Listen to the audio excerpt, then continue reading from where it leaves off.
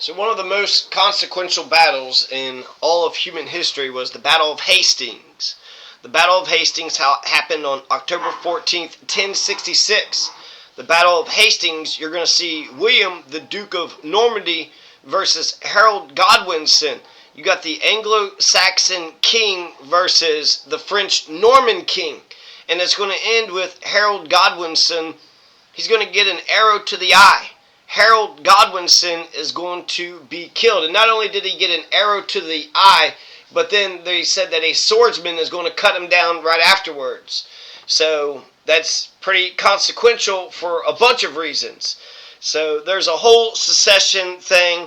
There's the Normans. The French Normans are now going to run England. So the Anglo-Saxons had been running England. The Anglo-Saxons had been running England for 800 years or so. They fought off the Vikings. They had fought off all these different invasions. They eventually was able to get the island of England. But after you had Edward the Confessor, who had died in January of 1066 without any children. That's always like a huge thing, the War of Austrian Succession. Whenever you have a king or a queen who dies and they don't have an heir and they don't have a chosen successor, even the Romans, Caesar is going to die, but he had chose Augustus to lead the brigade after he had died. So if you don't have a clear successor, you don't have an heir to the throne, well, you're going to have a big civil war. And that's where the Battle of Hastings is going to come from. So the Anglo-Saxons, this is consequential because the rule of the Anglo-Saxons is going to go down, and now you're going to have the French Normans are going to take power. William the Conqueror is going to take power, and every bloodlines up until, Charles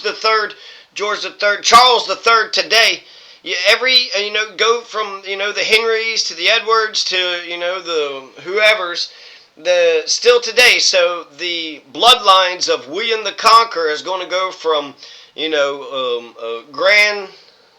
grandpa to father to son, and it's going to carry all the way today. So from 1066 to 2025, the bloodlines of William the Conqueror has carried on. It has continued.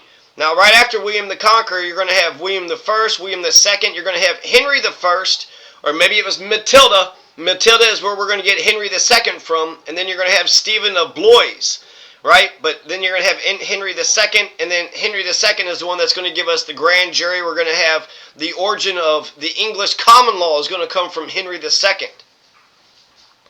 So it was very consequential. The Battle of Hastings happens on October 14th, and it happened all day, so it was just essentially one day of fighting. The English had marched all the way from the north of the country all the way down because William the Conqueror had invaded at Hastings and was burning a bunch of villages. And the words that we get in the English language before they were speaking Old English, and then the French Norman words are more posh.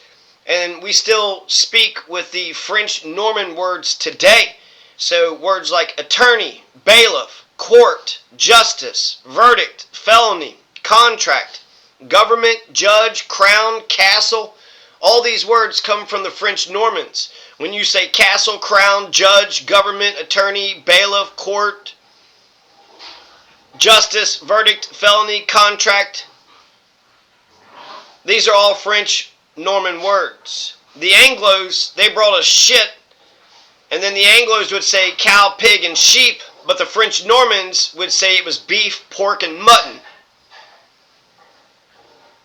So those are two huge things, right? We speak a different language because of the French Normans. When it comes to the divine right of kings, you're going to say that, by the divine right of kings, Harold Godwinson is supposed to be the king, but actually Harold Godwinson, I don't even know if he was related to Edward the Confessor.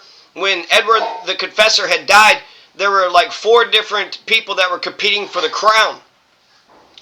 Now I'm going to speak on just a bunch of these different things, okay? So now we get to the details, right? So this is Harold. And Harold's going to get an arrow to the eye. He's going to get cut down at the Battle of Hastings. The Norman French William the Conqueror is going to conquer, and he's going to be the new English king. And the Anglo-Saxon, the Dark Ages, is going to be thrown into the yesteryear, the trash bins of history. So the Dark Ages is gone, and now with William the Conqueror, you're going to have the Middle Ages. Should we see some pictures of William the Conqueror? Yeah, let's take a look at some William the Conqueror pictures. William the Conqueror. Who is William the Conqueror? Well, is it this guy? I mean, he seems, he don't seem as kingly, but here's a more kingly picture of him. He's got a longer face there. Here he's got like a short round face. So, I don't know. I would rather think of, William the Conqueror as this guy, but he could very well be this guy too, right? But William the Conqueror, let's get, here a dramatic picture of him. William the Conqueror. So, is that who William the Conqueror is, or is it, this guy? That guy looks more like a bureaucrat, but somehow he was able to get power. So, kind of crazy how we have all these different depictions of William the Conqueror. But let's keep this picture up. Okay, some details. So, Edward the Confessor is going to die January 1066. He's got no children. You have Tostig and Harold Hardraden. Hardraden is a Norwegian who was essentially just a mercenary who was like, well, hell, if they don't have a successor, I'm just going to go in there and conquer it. They don't have a king, so I'm going to be the king. So the king of Norway just wanted to take England over just because. Now, Tostig was the brother. Tostig was the brother of Harold, but who the hell was Harold? Harold was just a rich aristocrat, and so he didn't have bloodlines or much bloodlines. Somebody was a cousin once removed. William the Conqueror. William the Conqueror was the first cousin to Edward the Confessor once removed. So William the Conqueror has more bloodlines tied to Edward the Confessor than Harold Godwinson or Tostig Godwinson did. So let's see, the French Normans, they were more advanced than the Anglo-Saxons, not just with their posher words, but the French Normans also had archers and cavalry. And so even though Harold Godwinson was able to conquer the Vikings, there was like one Viking that was at the bridge and one Viking was stopping an entire army until eventually somebody went under the bridge and stabbed him from underneath. But he was able to conquer the Vikings, so Harold Godwinson was able to conquer the Norwegians, Tostig and Harold Hardraden, who were both killed. And then after he had depleted, after he had fought these battles, he was severely weakened. He's up in the north of the country, and then he's got to march for a day or so. They marched to London, and they were going to stay in London, but then they marched to Hastings. And then they're going to get conquered at Hastings. So they probably could have stayed at London. They could have replenished themselves. They just got after, they just had a battle. So William the Conqueror, the winds of fortune were very much in his favor. William the Conqueror not only went up against Harold Godwinson, who didn't have archers, who didn't have cavalry, he also went up against an embattled, soldiery, an embattled, warriors, embattled platoon. They had just fought battles, and so they were tired. Now, William the Conqueror, they want to say that he's a bastard king, and that's true. He was an illegitimate son of somebody, and he's a bastard king. They want to say he was the son of a prostitute. And then William the Conqueror actually came out of Normandy, right? So he's a French Norman, and just 100 years earlier, or 150 years earlier, Normandy was conquered by Rollo and the Vikings. So in some respects, it wasn't the French Normans who took over England, but it was the Vikings. But the Vikings, when they were in Normandy, became Christianized, and they fraternized and had sex with the locals, and they kind of made a new race of people under Rollo. So William the Conqueror comes from the Rollo and the Vikings bloodlines. When William the Conqueror defeated King Harold, that ended the Dark Ages, the end result of the battle was 2,000 Normans were killed and 4,000 English were killed. Edgar, before William the Conqueror was crowned king, they tried to make Edgar become the king. Now, Edgar has some bloodlines. Now, Harold Hardrada, so two Harolds, he had no bloodlines. At least Tostig was related to Harold Godwinson, but none of them had any bloodlines to Edward the Confessor. So when it comes to the divine right of kings, if God ordained the thing for you to rule over everybody and to have absolute power, then it would stay in the same bloodlines. So it doesn't make any sense. If we just want to play this king and queen game, then eventually whoever kills the king gets to become the king, right? And then whoever kills that guy becomes the king or the queen. And that's just craziness. That's just a bunch of mercenary tribal warlord shit, right? When one warlord attacks another warlord and conquers them and kills them, then they become the new warlord. That's why democracy and having a republic and a constitutional republic, that's why we've had these peaceful transfer of powers. That's why we've had all these great institutions. Because we got away from this, this bloody, tribalistic, barbaric sort of, I killed the king and so now I get to become the king. And if you murder the king and then that's, your right to the throne, then you could be deposed by violence. If you were able to win the thing through violence, then you're able to be deposed by violence. Harold Godwinson got an arrow to the eye and then a swordsman cut him down. This is all in the tapestry. He didn't have any cavalry. He didn't have any archers. In fact, Harold Godwinson had fought on foot, whereas William the Conqueror had mounted knights. And so there was something about how they had done a strategic retreat, because Harold Godwinson went to the Battle of Hastings and he took over a hill and he had a defensive fortification and he was doing well for, quite some time. The archers and the cavalry and the infantry of William the Conqueror could not penetrate Harold Godwinson's lines. But somebody had whispered a rumor that William the Conqueror was killed. And so the Normans started to retreat, and as the Normans retreated, well, the English got a bloodlust in them and they started chasing after the retreaters. When they gave chase, they gave up their defensive fortifications and now they're out in the field. Well, then the French Normans heard that William the Conqueror actually was very much alive. They turned back around and they were able to rout the English. They came down from the hill. Those who came down from the hill, they were able to conquer them, and then they were able to get up to the top of the hill. And then they're just going to leave a bunch of English bodies, dead all over the place. So for 959 years, till today, Charles III, you've had William the Conqueror's bloodlines. So this is Viking blood. When people say that the origins of the English were Anglo-Saxons, there is a Germanic origins to the Anglo-Saxons, but William the Conqueror is French-Norman, which is, Vikings if you go farther back. So that means the bloodlines of the kings and the queens after 1066 in England were, a lot of them were Normans, French, and Viking. So I don't know if you have actually any true blue Britons. You don't have any true blue Welsh or, in a way, Scottish. The Scottish are kind of native Englanders in terms of being native to the island. The Normans had also brought a trial by battle. The Anglo-Saxons had trial by ordeal, and the Normans brought a trial by battle. The trial by ordeal was crazy. Trial by boiling water, trial by blood, trial by fire. You got to walk across some coals. They throw you in a river. If you float, then you're guilty, and if you sink, you're innocent. And trial by blood is you touch the corpse, and if the corpse moves or spurts out blood, then the corpse, the soul of the corpse was trying to get out to declare revenge upon you. So the Anglo-Saxons largely had the trial by ordeals, but then the Normans added a trial by battle. And there is something to a trial by battle. The logic behind a trial by battle is that if you're truly innocent, then you would fight like the Dickens. Some motherfucker, some guilty motherfucker is trying to say an innocent person is guilty, and then that's bullshit. So you would fight to defend your honor, to defend, your innocence.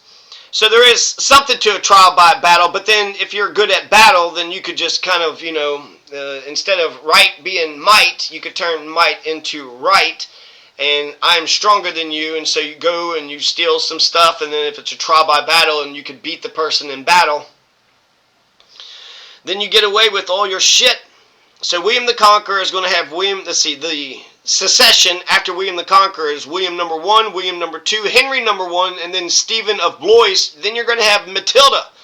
Matilda was in there somehow, and then Henry II is going to get up there, and then Richard, and then John, and then Henry III, and then Edward the First, Edward the Second, which lost at the Battle of Old Byland, and then Edward the Third, who's going to essentially depose his father and become the new king. Richard II, Lancastrian and Yorkist branches, the Tudors, the Stuarts, all of them had William the Conqueror bloodlines in them.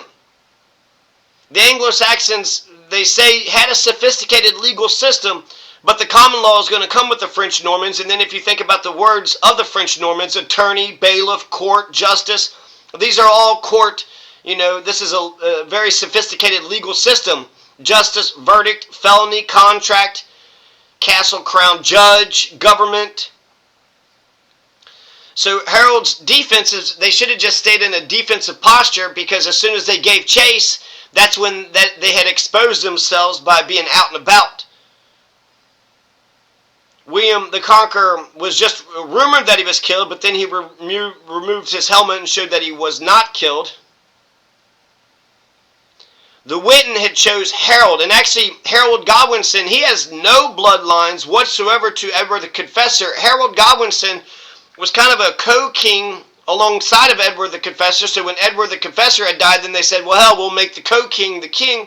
But the Harold Godwinson was actually a brother-in-law. He was married to Edith.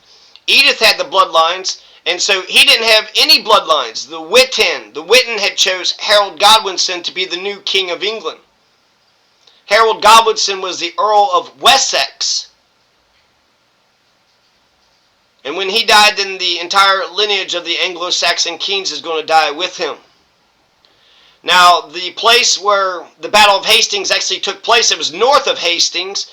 There's a place called Battle East Sussex in England today. That's where the Battle of Hastings actually took place, at a place called Battle East Sussex. That's where the name probably came from, right? If you go to Battle, England, that's where the Battle of Hastings took place.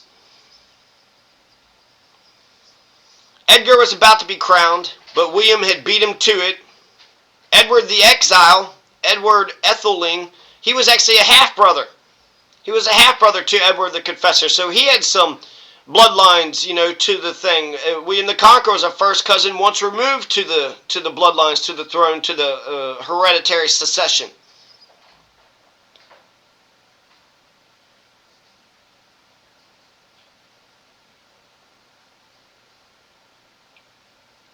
So I think that's most of my notes here. I'm not seeing anything else. Divine Right of Kings, William Duke of Normandy.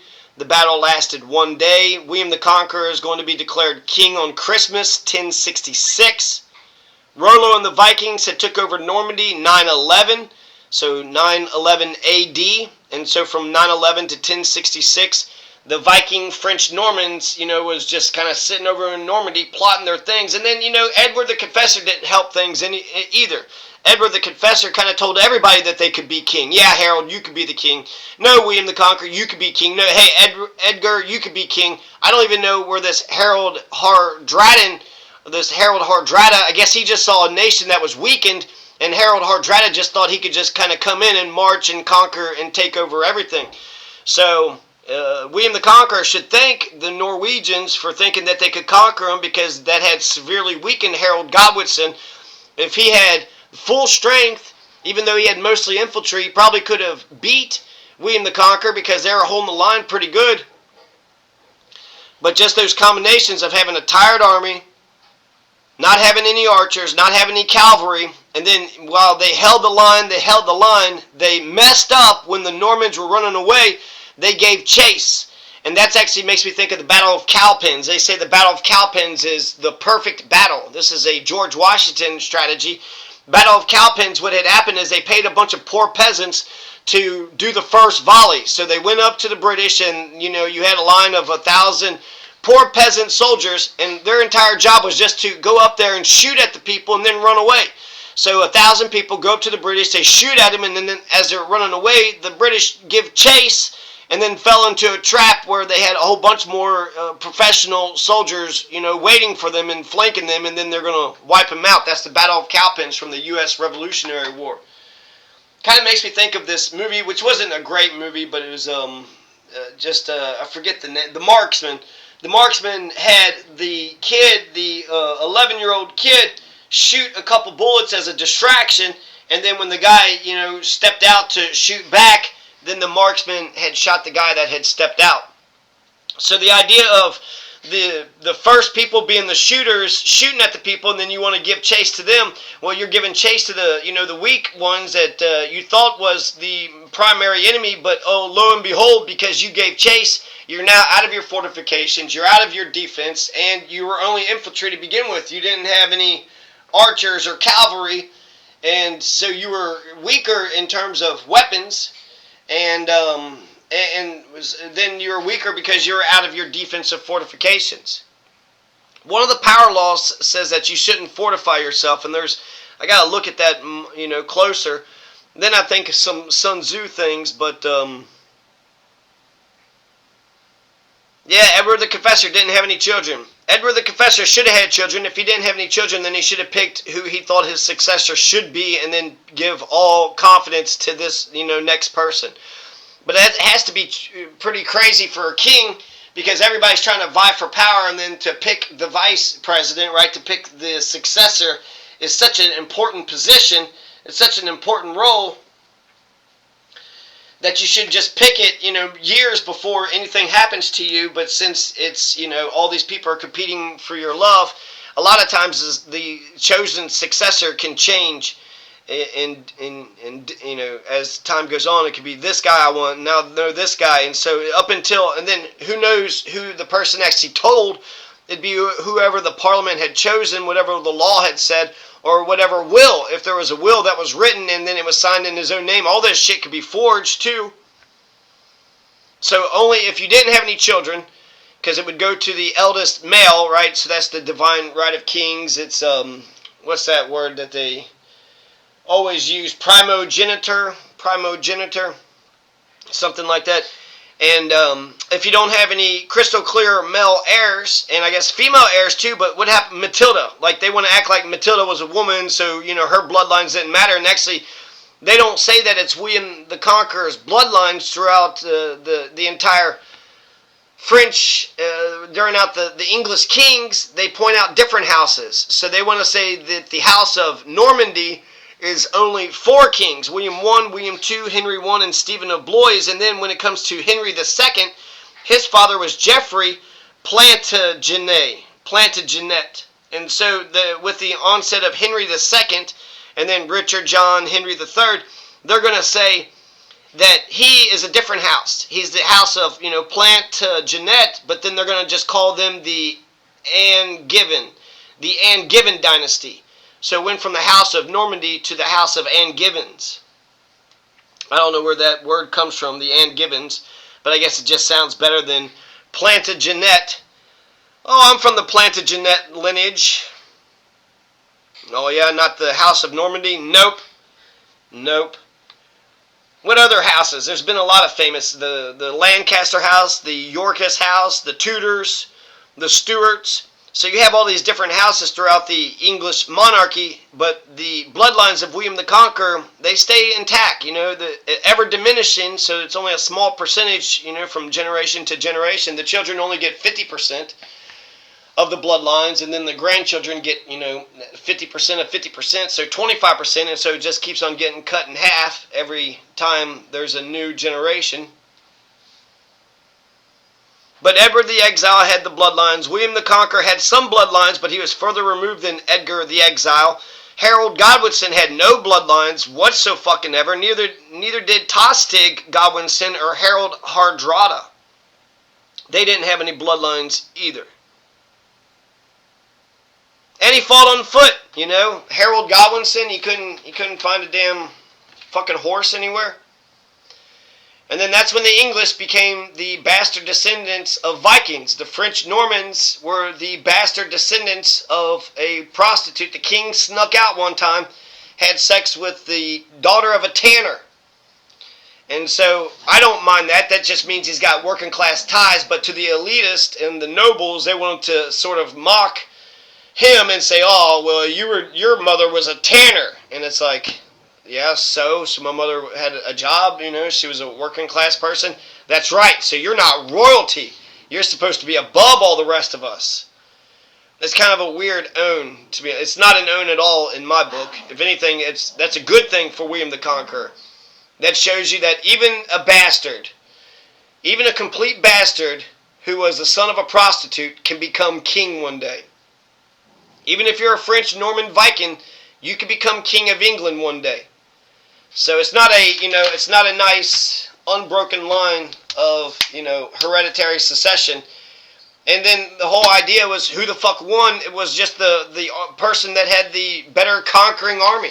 Harold Godwinson could have become the king, so could have Tostig, King Tostig. Could you imagine? King Hardrada instead of being, the French Norman Vikings, and you would be Norwegian, which that's where the Vikings came from anyways, right? Norway and Sweden and what's that other? There's 3 Scandinavian. Let's see, Norway, Sweden, and Finland.